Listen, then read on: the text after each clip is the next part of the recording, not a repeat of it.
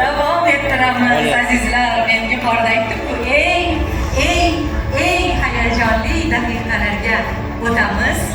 Navbatdagi 3-chi nominatsiya bilan tanishtiraman. Jamoatchilik e'tirofi.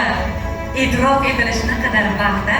Demak, jamoatchilik e'tirofi nominatsiyasi g'olibiga mukofotni topshirish uchun sahnaga O'zbekiston Mahallalari uyushmasi raisi, siyosiy fanlar doktori, professor Quronboyev Qahramon Qo'chqorovichni hamda ular bilan birga Yoshlar ishlari agentligi direktori senator Sa'dullayev Alisher Sa'dullayevichni taklif etamiz.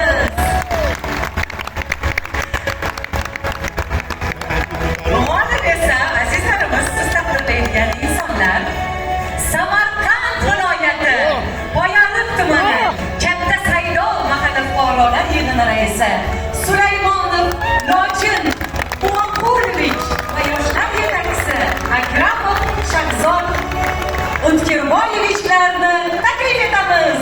Taqdirlanadilar.